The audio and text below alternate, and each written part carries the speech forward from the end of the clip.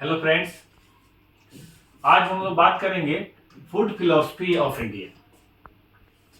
ये बेसिकली इस बात को बताता है कि जो फूड ग्रेन है, जो खाने की वस्तुएं हैं, वो सभी नागरिकों को किस तरह से मिलती हैं। देखिए, सबसे पहले अगर हम फर्स्ट फेज की बात करें तो ये हमारा है फिजिकल एसेस। फिजिकल एसेस के अंदर ये कहा जाता है कि जितने भी हमारे सिटीजन हैं, जितने भी हमारे नागरिक हैं, क्या उन सबको पर्याप्त खाद्यान्न उपलब्ध है, फूड ग्रेन उपलब्ध है।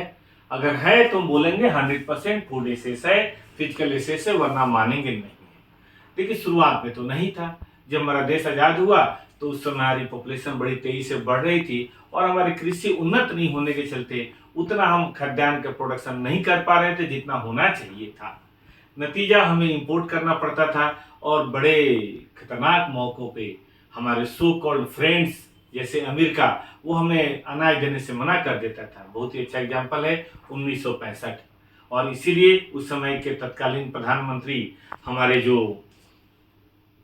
लाल बहादुर शास्त्री जी थे, उन्होंने नारा दिया था जय जवान जय किसान। और उन्होंने फिल्म बनाने के लिए बोला था। मनोज कुमार जी ने फिल्म बनाई थी उपकार, मेरे देश की धरती सोना उगले उगले हीरे मोती। तो उस समय क्या प्रॉब्लम थी कि हम बेसिकली बेगिंग बॉल थे। हम लोगों से मांगते थे खाना दो खाना दो खाना दो, नहीं था हमारे पास उतना खाद्यान्न का प्रोडक्शन।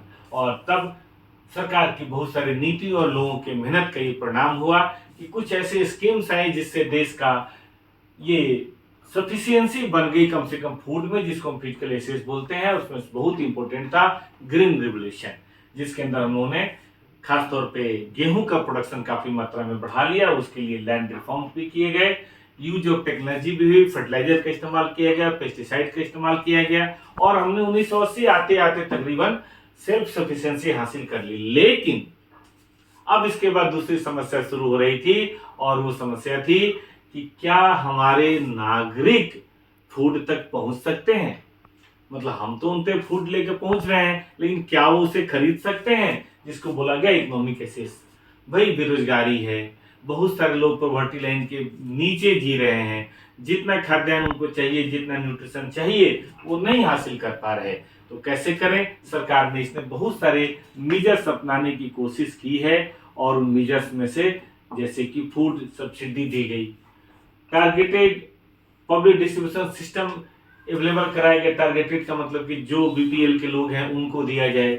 एक ये भी आया one nation one ration card अभी 2021 में, कि भाई माइग्रेशन के चलते लोग पता नहीं कहां कहां पहुंच जा रहे हैं और लोकल जो उनका पब्लिक डिस्ट्रीब्यूशन सिस्टम है वहां से तो ले नहीं पा रहे हैं। तो हुआ कि भाई जब हम आधार से उसको लिंक कर दें और वो इंडिया में कहीं भी रहें तो अपना राशन ले सकें, गरीब लोग जो माइग्रेशन करते हैं। बच्चों के लिए मिड डे मील्स आपको पता ही होगा स्कूलों के अंदर चलाया जाता है। अन्नपूर्णा स्कीम लगाया गया, भाई यहाँ जो गरीब परिवार है उनको 10 किलो अनाज बिल्कुल बिल्कुल मुफ्त दिया जाए, उसके लिए कोई पैसा न लिया जाए।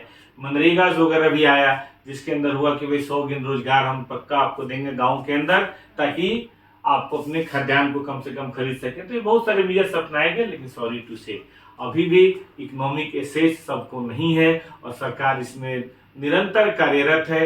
कुछ लिमिटेशंस हैं इन सब चीजों की, कुछ प्रॉब्लम्स है जिसके चलते ये हो नहीं पा रहा, लेकिन कोशिश इसकी की जा रही है कि करा जाए। काफी हद तक हो गया, लेकिन अभी बाकी है। अब तीसरे फेज में एक नई बात आ रही है, इकोलॉजिकल एसेस, कि भाई हम फूड तो सफिशिएंट पैदा कर ले रहे हैं, लेकिन क्या ऐसा करते समय हम कुछ अपनी बायोडाइवर्सिटी और इकोलॉजिकल नुकसान तो नहीं कर दे रहे हैं। क्या मतलब, सोल का इरोजन, वाटर का कंटेमिनेशन, फूड चेन के अंदर टॉक्सिक मटेरियल का आ जाना, कहीं ऐसा तो नहीं हो रहा। और अगर ऐसा हो रहा है तो फिर फ्यूचर जनरेशन को हम कैसे मुंह दिखा पाएंगे।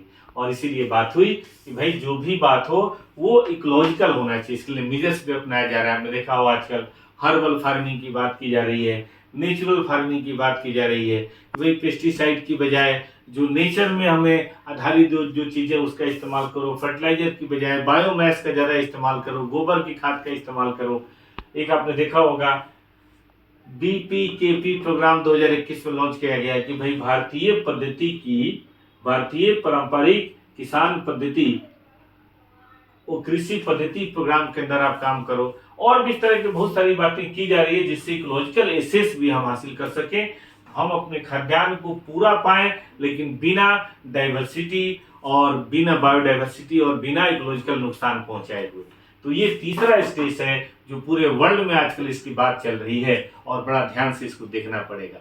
डियर फ्रेंड्स, ये 3 हमारे फेज थे, ये 3 तरह की फूड की फिलॉसफी है जिसको हमें देखना पड़ेगा एज ए सिविल सर्वेंट। मिलते हैं फिर